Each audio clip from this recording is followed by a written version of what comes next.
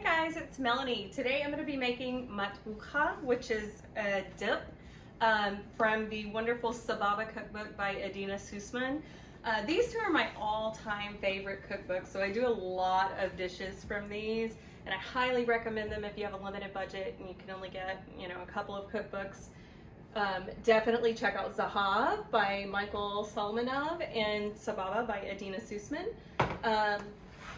I probably cook out of this at least, 2 or 3 times a week. And this has some of my favorite recipes that I make over and over again. And the dip that I'm making today is one of those. It is a super impressive dish. Seems really easy in terms of ingredients and what you're doing, but it just has so much flavor. Spicy and deep and just really, really good. So what we're gonna do, I usually always take the easy way out and just do cans of diced tomatoes, but I happen to have 6 tomatoes that are really ripe and are gonna go bad if I don't use them. So what I've started doing here is just taking the center out and then making an X on the bottom. So with one that hadn't been done yet, you're just gonna take out right here and then score an X on the bottom. We're gonna dip them into boiling water. My water's heating up now. Once it's at a full boil, then I'm going to dip them in there for about 35-40 seconds and immediately put them in an ice bath that I have over here and let them cool, and then I can peel them and then dice them. And since it calls for, if you're just using diced tomatoes, 3 28-ounce cans, I just have a couple of 15-ounce cans that I'm going to add to this, and then I can put them all together at that point. All right, so while my tomatoes are cooking and then cooling in their ice bath, I'm gonna go ahead and char my red bell pepper, my green bell pepper, and my 2 jalapenos.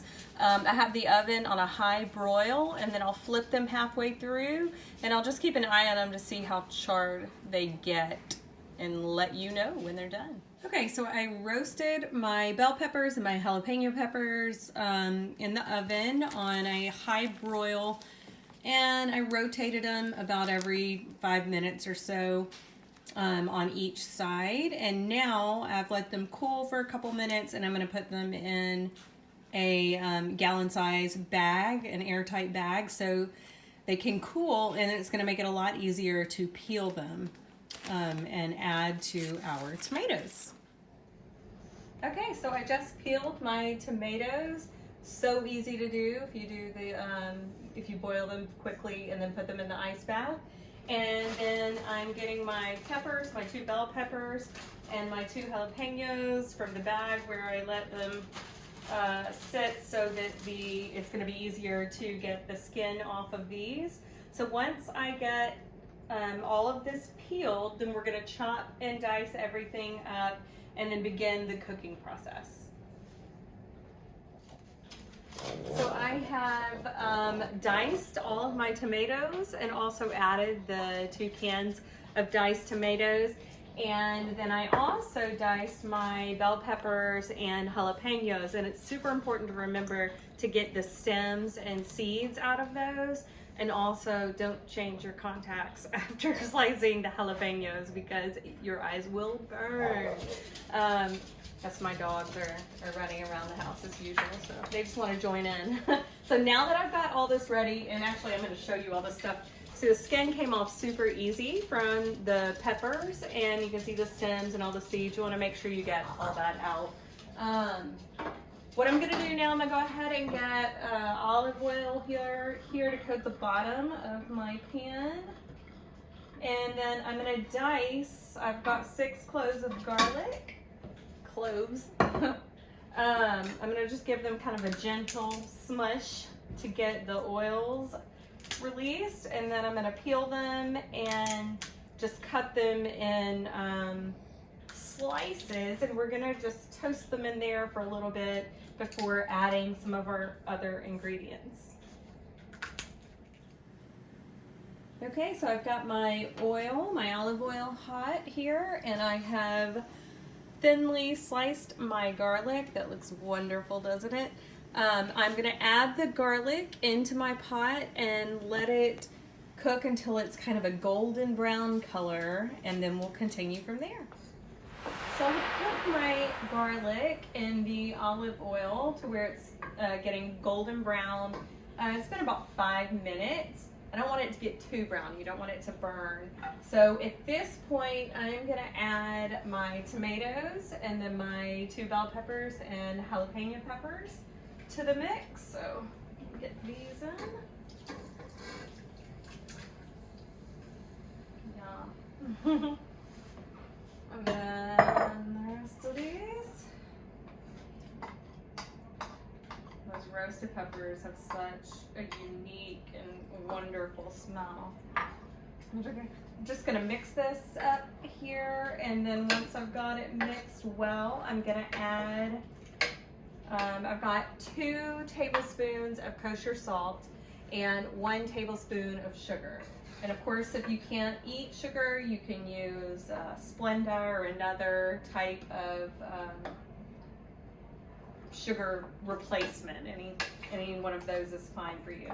And actually, I've made this before where I've just left the sugar out, and it tastes great that way too. So add these in. So this is the kosher salt, 2 tablespoons, and the sugar, 1 tablespoon. So I am going to mix this up really well, get it to a simmer, and just let it simmer for a while. We'll check back in on it probably in about 25 minutes. We don't want it to stick to the bottom. You don't want it to burn. You just need to make sure you're stirring it every now and then, and it's gonna start to really concentrate and get really deep, rich flavors. So my matbucha has been cooking now about 20 minutes or so, and we're gonna keep it on another hour. I probably am gonna turn it down just a little because I want it simmering. And we need the liquid to evaporate, so it's gonna really reduce down. We'll keep stirring and checking in on it, but this is it as of right now. It smells amazing. Okay, so my matbucha has been cooking for about an hour and a half, and you can see, there's a puppy, you can see how much it is cooked down. Now, crazy enough, we are going to cook this another hour and a half, but before we do that, this is the last step. You just let it cook. We're gonna add a teaspoon of sweet paprika. There's a bunch of different kinds of paprikas. There's smoked paprika, there is spicy paprika, and then there is the sweet paprika. I have all of them because I like to cook.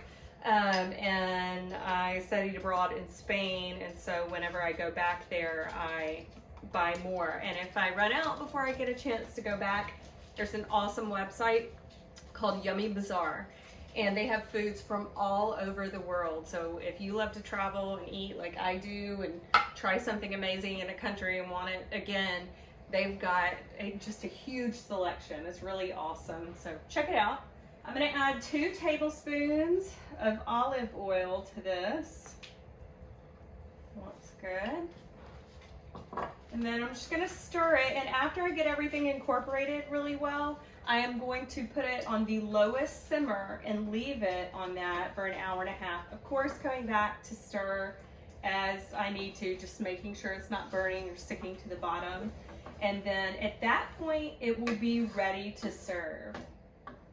Okay, so it's cooked for an additional hour and a half, and it is so beautiful. It's thick and rich and all concentrated. And yes, I can't wait to dig into this. So what I recommend is to serve it with some crostini, or if you have maybe some pita bread or crackers, just something you can dip it up with. Even vegetables will be fine, but it's so good and such a unique flavor. Highly recommend you give this a try. It's worth the time and the effort that it takes to make it. All right, thanks so much.